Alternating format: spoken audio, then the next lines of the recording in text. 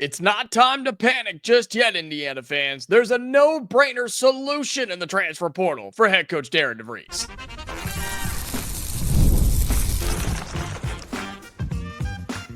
You are Locked On Hoosiers, your daily podcast on the Indiana Hoosiers. Part of the Locked On Podcast Network, your team every day. Welcome into this, the Locked On Hoosiers podcast. I'm your man, Jacob Goins. I appreciate you being here, making this your first listen or your first watch every single day. We are part of the Locked On Podcast Network, which is your team every day. Well, Indiana's got more players leaving and entering the transfer portal, two guards that we'll talk about later on the episode. I'll tell you my feelings about that and why it may not be that big of a deal. Plus, is it time to panic for Indiana fans in terms of nobody as of this recording committed to the Hoosiers from the transfer portal? Not really any information on the staff. I mean, just hasn't seemed to be a whole lot going on since Darian DeVries was hired. But I've got a no-brainer solution for that. And I think there are some names in the transfer portal that just make sense. We've told you about a lot of them, right? Some of them that I think are in the works. Well, some that I know are in the works, and others that I think are just ones that Indiana should go and look after and check in on, whether they're guards, whether they're forwards, whether they're centers, whether they're six mans, right? Indiana should go and look at several big names. And we've told you about Connor Enright from DePaul. More on him coming up in just a little bit. But I think there's a no-brainer solution here. Is this going to be the end-all, be-all, just the massive, perfect bandage to fix what's happening right now in Indiana? No, it's not. But I think to get things kickstarted and get off the ground, Darian DeVries doesn't have to look very far. Where did he just come from?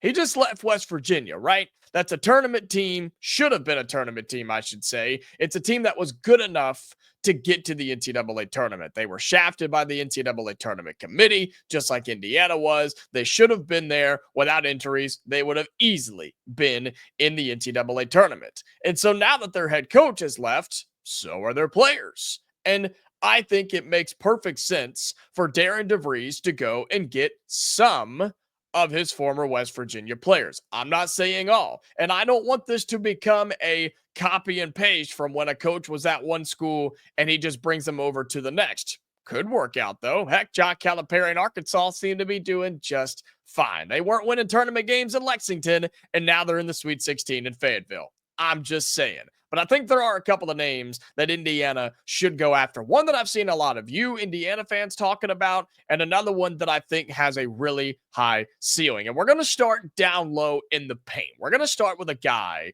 who plays as a stretch big. He obviously plays down low, but he can step out and make you guard him on the three-point line as well. And his name is Amani Hansberry. He is 6'8", 240 pounds, and it just finished up his sophomore season at West Virginia. He was originally a freshman at Illinois. He transferred to West Virginia, and in his 2 years, just had his best year. Didn't start a game at Illinois, only played, I think, 19, 20 games there in Champaign. Then he went to West Virginia, where he started in 24 games of the 31. No, he dealt with some sort of a foot injury that kind of bothered him getting back into the rotation, but was a big part of their success down the stretch. Here's what Hansberry did, okay? He averaged in his 2024-2025 season, averaged almost 10 points per game, 6.5 rebounds, 1.5 assists, shot 43% from the floor.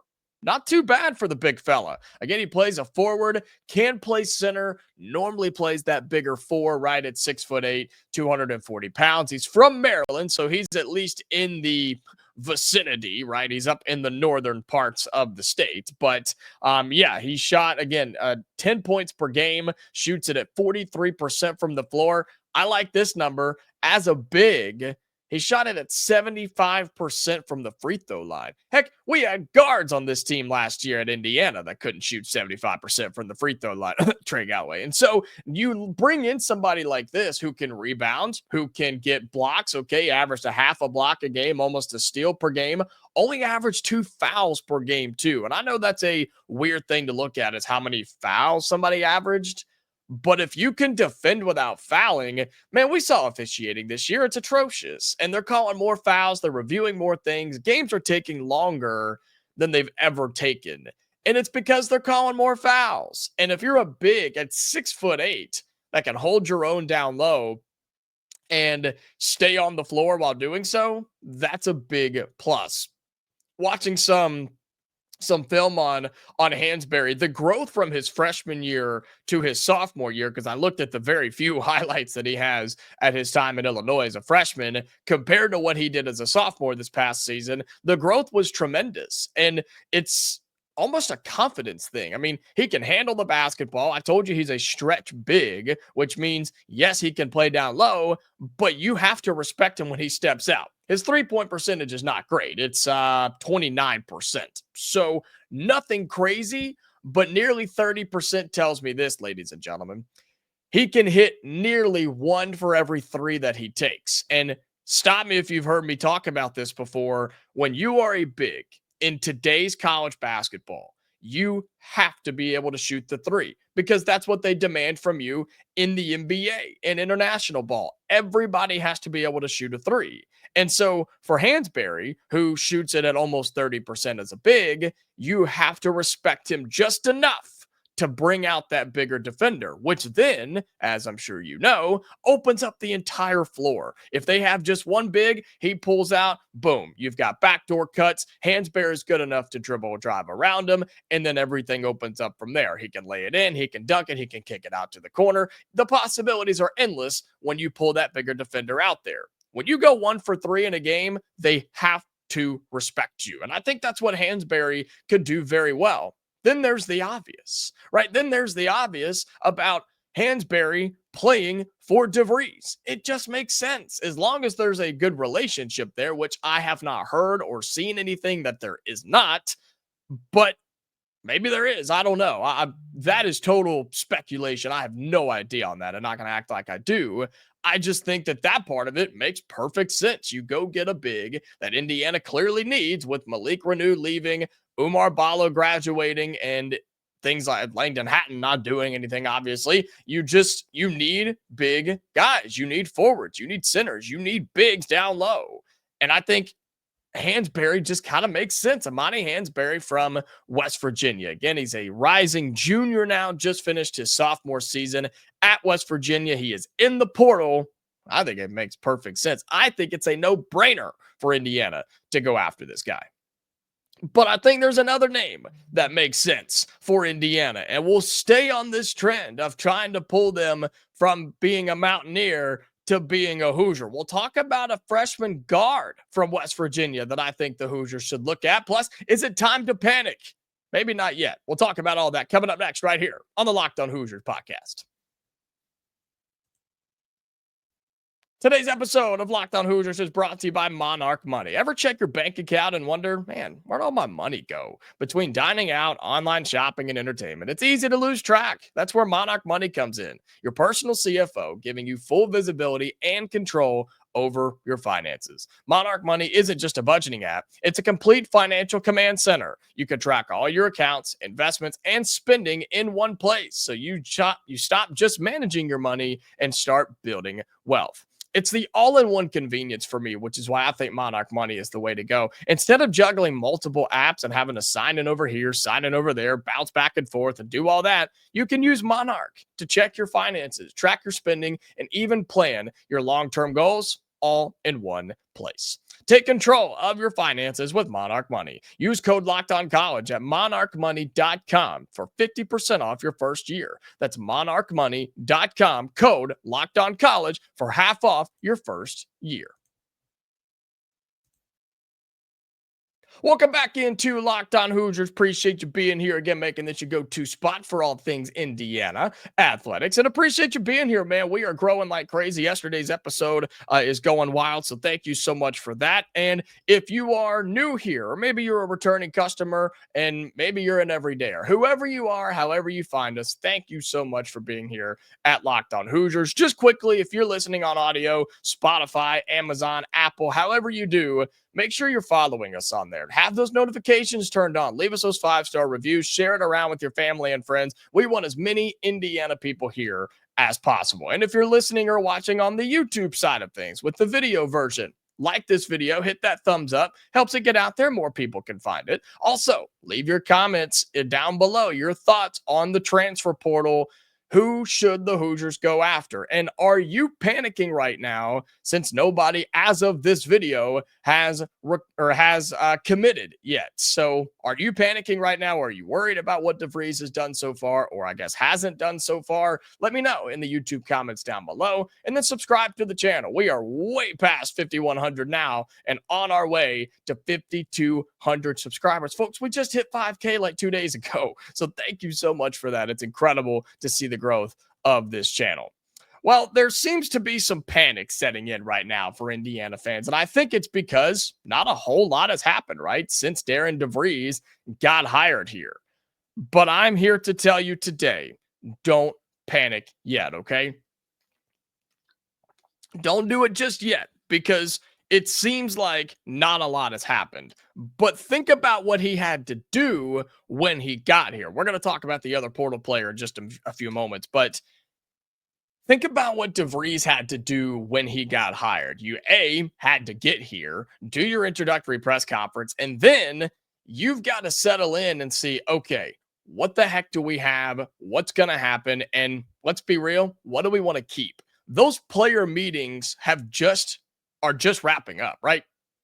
Those are just getting done, which is why you've seen Malik Renew and Gabe Cupps, and now 2 more players enter, Mackenzie Mbako, of course, and then 2 more players enter the transfer portal. More on that in the final segment here on today's episode. And so those take time, right? You don't just knock all those out in one day. Like, you got to sit, you got to think about how you want to formulate it. You really have to have a discussion with a staff that you literally don't have yet, and decide who you want to keep and who you want to say, hey, it's probably best that you hit the portal and look for a new home. You've got to do that with kids that you don't really know. I mean, sure, you may have seen them in recruiting circles, you may have seen them at games and things like that, but you don't know most of these kids. And so that's just now getting wrapped up, on top of going and finding names in the transfer portal, on top of having to finalize your staff, which we'll do a breakdown of that once it's completely finalized. There's so much going on with that, and just not a whole lot of intel in terms of who exactly he's going to be bringing with him. There are some that have been named, but we're going to wait for the whole staff to be named for us to break it down here on Locked On Hoosiers. But that's a lot to do in the first couple of weeks that you've been named the head coach of Indiana basketball, on top of having to go around, shake hands, kiss babies, and do the things that you're supposed to do. Oh, and you got to get into the circles of high school recruiting here in the state of Indiana. So he's been a busy man, and I think we need to just calm down a little bit. It's okay. Don't panic, because I do think Connor Enright from DePaul is really heating up, the transfer guard who played for DeVries at Drake, then went to DePaul, and is a really, really good leader type of guard. I think that's really starting to ramp up for Indiana, so keep your eyes on that. But I think ways to settle the panic a little bit is to continue looking around at players in the transfer portal. We just told you about Amani Hansberry from West Virginia. And now I want to talk about the freshman guard from West Virginia, Jonathan Powell. Just finished his first year as a college basketball player. He's from Dayton, Ohio, so just next door, right? We've had plenty of those come from Dayton, Ohio. Averaged 8 points a game, 3 rebounds, just about 1 assist, and shot almost 38% from the floor. He did, however, shoot 35% from 3, averaging almost 2 makes a game on 6 attempts per game from behind the arc. He's a young freshman. He started in 23 of the 32 games for the Mountaineers this year. Again, averaging 8 points, 3 rebounds, almost 1 assist, got almost a steal per game as well, and only averaged about half a turnover, and shot at 35% from deep. I'll take that. Now, 48% from the free throw line. I am not a fan of that. Let's see if I can look at his numbers. Here's where you need to dive into this a little bit. 12 of 25 from the free throw line. His sample size is not very big. It is on 3-pointers, though. He shot 182 of those suckers and made 64 of them. Again, that's good for 35%. So you're talking about a freshman guard that is still very young, very raw, but can light it up from downtown. I like the sound of that. I don't know about you. The potential here with a Jonathan Powell, who is 6'6", 191 pounds as a rising sophomore, the potential is through the roof, man. The potential there is unbelievable. And again, as long as there's a good relationship between him and DeVries, which I don't know of anything one way or the other, why would you not consider him? If DeVries can see the potential there, then he'll definitely go after him. But if it's one of those situations where it's like, he didn't progress the way we wanted him to, and Morgantown, probably not going to waste a scholarship on him. Okay, fine. And maybe that's what they decide to do. Of course, that would be made internally. We would never hear DeVries say, "Yeah, we're just not a fan of that kid. He just didn't work out. We're good. Nah, we're all right." I don't think we're going to hear anything like that, but maybe that's where they stand. No idea. I'm just saying this is somebody that I could see blossoming into a really, really good player. And it seems to be low risk. Again, he's just finished his freshman year and he averages 8 points a game and he shoots it at 35%. I'm getting to the idea that Indiana's going to have some shooters on this squad between Tucker DeVries. The DePaul kid doesn't shoot it great, but somebody like Powell can shoot it. Hey, Hansberry can shoot it sometimes. The guy we just talked about, the forward, he could shoot it a little bit. Again, nothing crazy. But I think, and some of the other players we've talked about on this show, we are going to have shooters in Bloomington. I'm just telling you, we will have shooters. And those shooters will show up game in and game out. It won't be a once every 4 or 5 night thing that they decide to play basketball. We're going to have dudes who can knock down shots consistently. Gone are the days of Indiana being bottom 15 in the country of 3-point shooting. Those days are over. And if they're not, then we're doomed and DeVries won't make it. I think he will emphasize that. He told you he's going to emphasize that. And so you need to be looking at Amani Hansberry and Jonathan Powell. And again, you don't have to look very hard. If you're DeVries, they're right there. You're already bringing Tucker. If he plays well with them, you'll bring him in. I know there will be some pushback on not making Indiana what West Virginia was last year. Don't just build a pipeline from Morgantown to Bloomington and just bring them all here. No. You want to make this a different team because that team didn't make the tournament. They should have, but they didn't. But I don't think it's a bad thing to bring a select few players from your former team to build up your current roster, especially getting started until you can get high school recruits and more portal players and build a foundation at your new place. I don't think it's the end of the world. And I think that's exactly what Darian DeVries should do. Look at Hansberry, look at Powell. You've got a rising junior forward and a rising sophomore guard. I think Hansberry could be a starter for you, and I think Powell could be a superstar for you down the road if he turns into that. So those are two names that I think Indiana should be looking at. I will say, I know Powell has gotten some interest from the likes of North Carolina, believe couple of other Big Ten schools. I had it pulled up earlier. North Carolina for sure. Oregon, that's right. Oregon has reached out to him. That's another one that's interested in Powell. And so there are big programs who want him because I think they see the potential with him as well. And I think Indiana should do the same. All right, coming up here in our final segment on Locked On Hoosiers, a couple of more players have entered the transfer portal. This time it's 2 guards who transferred in and are now transferring out. We'll talk about that coming up next in our final segment on Locked On Hoosiers. Today's episode of Locked On Hoosiers is brought to you by Nissan. We're all about the stats because numbers, they don't lie. And when it comes to the all-new Nissan Armada Pro 4X, the numbers are on an MVP level. With the ability to tow up to 8,500 pounds, it can quite literally carry the whole team, plus the gear, wherever you need to go. It's powered by a twin-turbo V6 engine, delivering the strength and performance to handle highways, back roads, and everything in between. And with room for up to 8 people, the Armada Pro 4X is built for big crews, big adventures, and even bigger memories. Whether you're exploring off-road trails or rolling up to the arena, the Armada Pro 4X brings power, versatility, and style wherever you go. Take your adventures to new heights in the all-new Nissan Armada Pro 4X. Learn more today at nissanusa.com. The NCAA tournament is here, and so is the Bracket Breakdown. Locked On Podcast Network and Amazon Fire TV channels are teaming up to deliver NCAA tournament coverage like never before.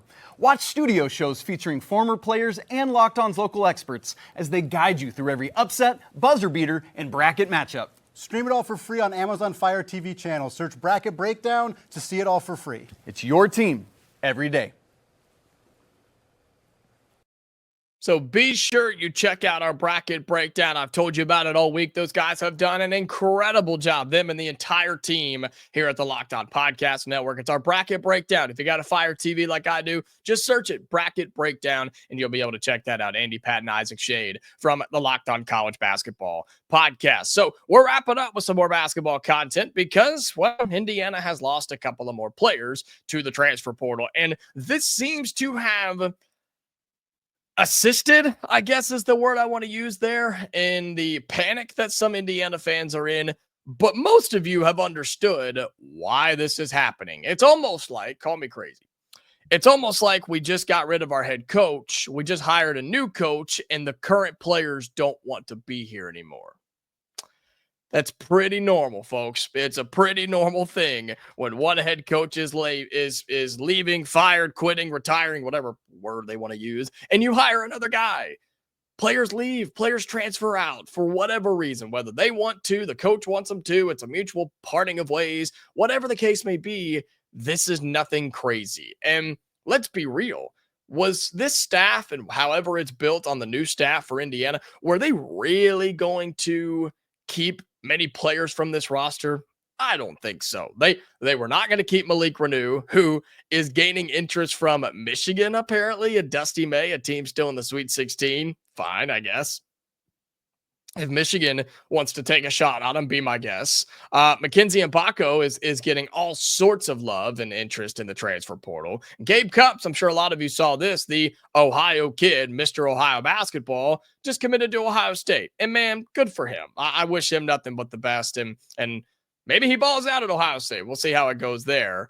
So you're at least going to see one of your former players, and possibly two if Malik ends up going to Michigan. But two more players have entered the transfer portal since the last time we talked about this. Cannon Carlisle is leaving, and Miles Rice is leaving as well. You're talking about the two former Pac-12 transfers, RIP to the Pac-12. They transferred in to Indiana, and these were exciting transfers at the time. We talked about them here on the show. I was very pumped for what these guys could bring to Indiana basketball. And it was not blowing smoke. It wasn't BS. I was really excited about Miles Rice and Cannon Carlisle. You just saw, I'll say this, when they transferred in, we knew that Miles Rice was going to be your point guard. Cannon Carlisle was one that was up in the air, whether he was going to be the starting shooting guard or Trey Galloway was going to be your starting shooting guard. And my whole take was, you don't go get a Power 5 guard if you don't expect him to start. And he did start, if you remember. Then him and Galloway kind of switched around, and then Carlisle fell off the face of the earth, and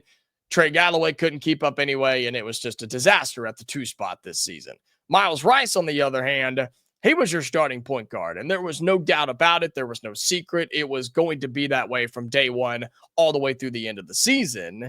He just didn't pan out the way we wanted him to. He wasn't the scorer we thought he was. He wasn't the shooter we needed him to be, and he turned the ball over way too much. And it is what it is, man. I don't know what to blame it on. I think there's several things. I think the system was bad. Obviously, the coaching was not good. And then there was just such a lack of help around Miles Rice, too, where he's not a 25 points per game guy. He's just not. He's not even a 20 points per game guy. That's not what he does. He is a facilitating guard who can get a bucket if you need him to. It just wasn't in the cards for him here. So Miles Rice and Cannon Carlisle both have transferred. I expect them to go and play somewhere decent. I think Miles Rice has a higher stock than Cannon Carlisle. I think Miles Rice has a more proven skill set than Cannon Carlisle does. But I have no ill will towards them, and you shouldn't either. They didn't do anything wrong. They came in hoping for an opportunity. They got one and it just didn't work out here in Bloomington. And so there are a lot of transfers in there right now. And the Hoosiers are still trying to get word on Luke Goody. I have no idea where that stands. Nobody really does. That could be tomorrow. It could be 6 months from now. Who knows? You're dealing with the NCAA. Remember, he's trying to get a medical redshirt year for, I believe, 2 years ago, right? 23, 24 for when he only played like 11 games or something like that. So he's trying to get that wavered. And whether he even stays in Bloomington or not, I have no idea. But you've got several names like Malik Renew, Gabe Cupps, Mackenzie Mbako, Miles Rice, Cannon Carlisle. They're all in the transfer portal. But I'm telling you, this is normal. Don't stress out. Don't flip out. It's okay. Indiana's going to be just fine. This happens every time a new coach is hired. We wish those guys nothing but the best. We'll see where they go, see what they do. Again, we already know Gabe Cupps has committed to Ohio State. Malik Renew's getting big-time interest, and so is Mackenzie Mbako. Curious on where Miles Rice and Cannon Carlisle do end up, though. All right, that's going to do it for today's episode of Locked On Hoosiers, man. Thank you so much again for being here. We are having so much fun. It's truly unbelievable. So thank you so much for supporting and tuning in each and every day. If you're on audio, like, subscribe, follow, notifications, however you can do it. I appreciate you doing it. And on YouTube, hit the thumbs up. Leave your thoughts in the YouTube comments below. Give me more names. I'm going to try and cover as many of them as I can until Indiana starts to fill out this roster in the transfer portal, and subscribe to the channel. We are back tomorrow to wrap up the week, Hoosier fans. So until then, stay safe, and I'll talk to you later.